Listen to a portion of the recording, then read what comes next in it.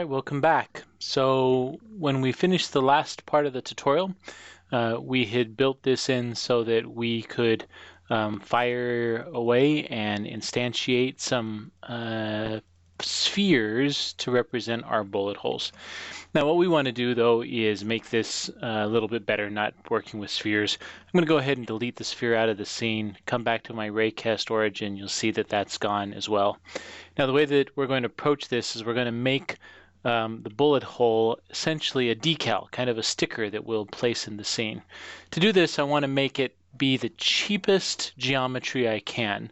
So I'm going to come in and create a 3D object that's a quad.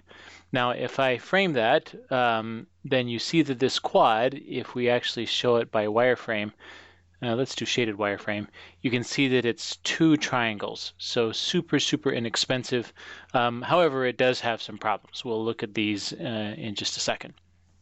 Okay, so when I've got this set up, here's the quad set there. I'm going to come and grab the bullet hole and drag it right onto the quad. Now I want you to understand what's actually happening here. What it's really doing on that quad is when I drag that bullet hole onto that object, it actually made a new material called bullet hole. Now it's this material that's actually applied to that quad, not the texture, it's that material, but it's just plugged that bullet hole texture into that bullet hole material. Now I'm going to rename this bullet hole material just so that we can keep track of what the difference are between the two of them. Now, of course, we don't want the big white stuff here, so we're going to do some other adjustments. I'm going to select the texture here, and I don't want to create a sprite here because this is going to be a texture. What I'll do, though, is that I want to make sure and come down to the alpha, and I'm going to tell it to use the alpha as the transparency. Now the reason why this works is that this actually has an alpha channel that I built in Photoshop, so you can see how it drops the white part out. Now, of course, it makes this into a mess. That's just because the type of material, the shader type we're using is not adjusted. So I'm going to select the quad, or I could select the material, either way, and I'm going to change the rendering mode from opaque to fade. Okay, what that does is suddenly we're going to end up with a situation in which it sees where that alpha channel is at. All right, so there's the quad. Let me go ahead and I'm going to rename this bullet hole decal. The actual name doesn't matter. I'm going to bring it out here though just for a second. The only reason why I'm putting it here is because I want to make sure that I have a reasonable size, because the bullet coming from that gun that'd probably be okay, that we've got set up there. All right, so I'm just going to move this out of the way for a second. I'm not going to make it a prefab yet because we're going to have to make some adjustments to this as we go on. What I will do though is let's come into the raycast origin here, and I'm going to plug my bullet hole decal into the bullet hole here, so that's what it instantiates. What will happen now is that as I come out to play this, and I start to shoot, you're going to see that it kind of sticks into some weird places. Okay, it's like we're sticking shuriken right into it. In some places it works real great, right? Although there's some Z fighting there we'll talk about. But if I shoot things on the side, it looks like nothing's there at all. What's really happening there is we've got some faulty code that we need to adjust. Okay, so let's talk about about what's actually happening here. An idea that you're hopefully familiar with is the idea of normals. So if we had a sphere, for instance, if we were looking at the polygons that made up that sphere, then each of those polygons would have a front side, a normal. It's a direction in which the polygon is facing.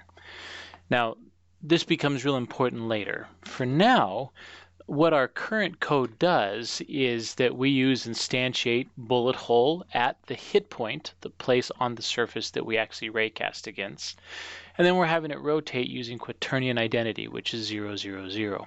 So we've seen that what this does is that when we raycast against an object and we instantiate that decal, then if we're looking flat at a surface, then the decal looks fine. But if we start raycasting against another spot, like this, because we're instantiating with a rotation of quaternion.identity, or 0, 0, 0, then the decal, again, sits at 0, 0, 0. So the further away those normals get from perpendicular to our ray, then the more and more that doesn't make any sense. Now this is why it becomes important for us to understand a new idea. And instead of using quaternion.identity, we're going to use quaternion.lookRotation. Quaternion.lookRotation literally tells the object which direction to look towards, is the way that we're going to think about it here. So you can see that that what we're looking at here is quaternion.lookRotation, and the direction that we're going to have it look towards is whatever the normal is of the polygon that we've hit. Okay, remember the raycast hit.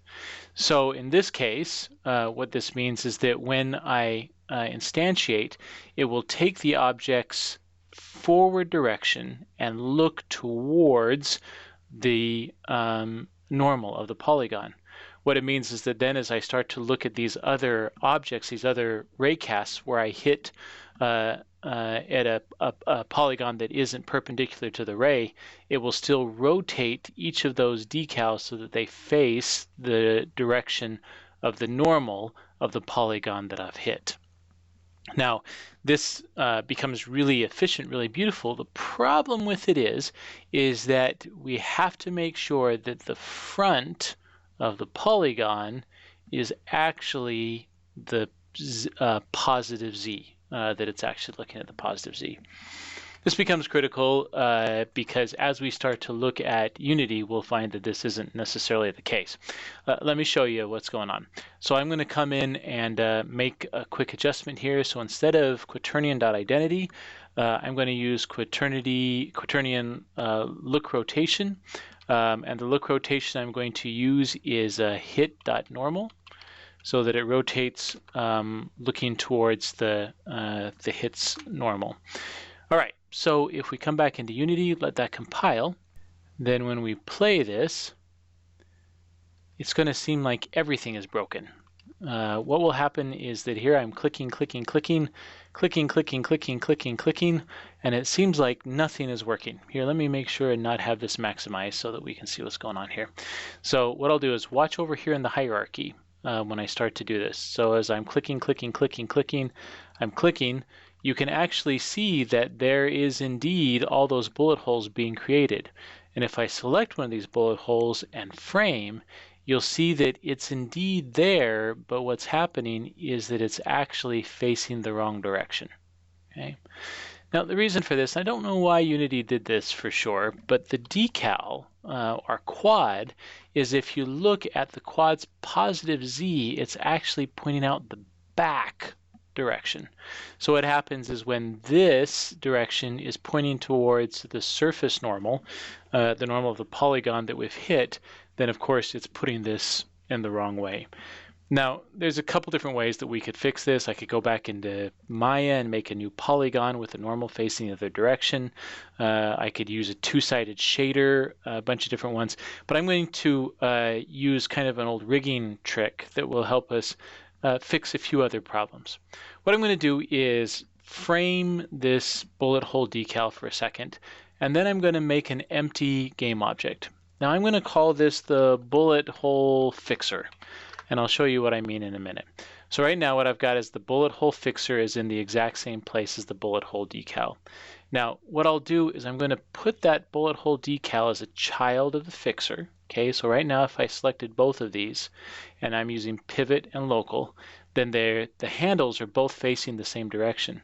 But what I can do is I'm going to grab that bullet hole decal, I'm going to come in and rotate it 180 degrees in Y. Now what this does now is that as I'm looking at, I'm going to rotate around here, is as I look at the bullet hole fixer at the group, you can see that its forward axis is actually pointing in the right direction, even though the decal itself, the axis is pointing backwards. All right, so if that's what we want to do, then I'll come back into the raycast origin and I want to replace the bullet hole fixer so that it's what we're using to instantiate. And now as I start to come in here, let's go ahead and maximize on play. Now when I start to shoot things up with this, then it lays them flat on the ground. I can fire on one side of the wall. I can fire on the other side of the wall, and we can see that they're there.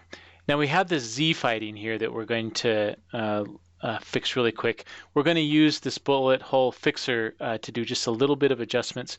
What I'm going to do is that Z fighting happens when two polygons are right on top of each other in space.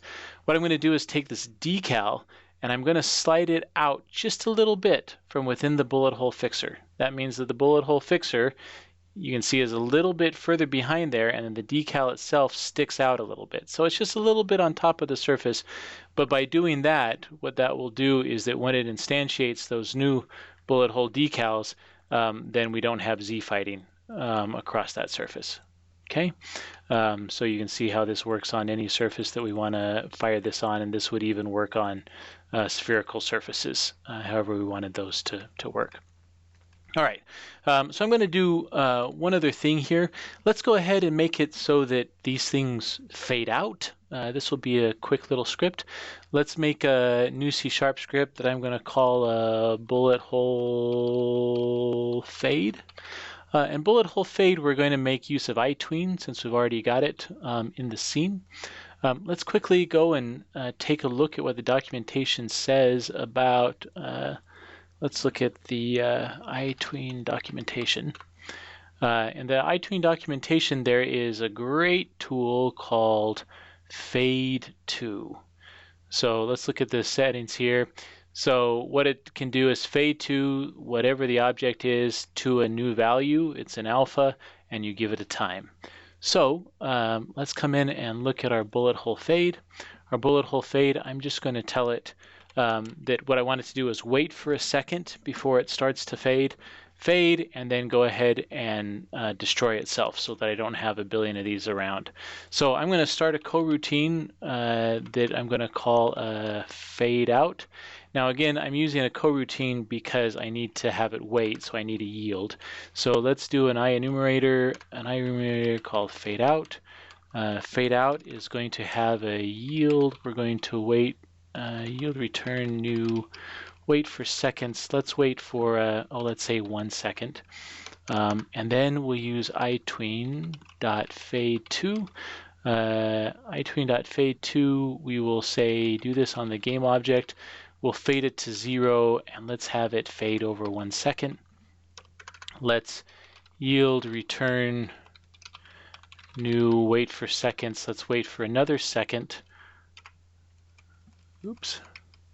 And then go ahead and destroy the game object that this is attached to. And of course, we'll attach this to our bullet hole. Now it looks like I don't have iTween in this in my project yet. I can see because that's not there. Let's just double check. Yep, sure enough, I don't. So which means that you won't if you're using this. So make sure you take just a second, go out and grab iTween. We're going to look at some other tweening tools over the last few weeks of the class, but we'll just continue on with iTween for now. So once iTween is in the project and it's compiled, then we should, let me go ahead and close this down and let me open that back up again just to make sure we're in good shape. So bullet hole fade, let's take a look. All right, iTween. So we can see that's all set up. All right, so let's come back, do a few last things here. So I'm going to take bullet hole fade. I'm going to make sure that that is indeed on, let's just put it on the decal here because that's the one that actually has the texture. Let's do one more adjustment. What I want to do is let's delete GameObject.transform.parent.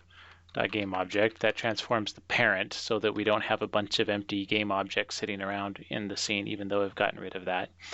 And then once I've got this set up correctly here, what I'll do is I'll make the bullet hole fixer a prefab so that I can grab many instances of that without one floating around. In my Raycast origin, I'm going to make sure that I'm using my bullet hole prefab, bullet hole fixer prefab there. So that what will happen now is that when I get ready to play the game, that when I create a bullet hole there, then after 1 second they fade out and they kind of clean themselves up so that we don't have a million of these things kind of all over the scene, is how that will work out. Okay, so get to this point, and then the last tutorial that we'll be looking at in here, in this section, is how to start to make our zombie shooting range.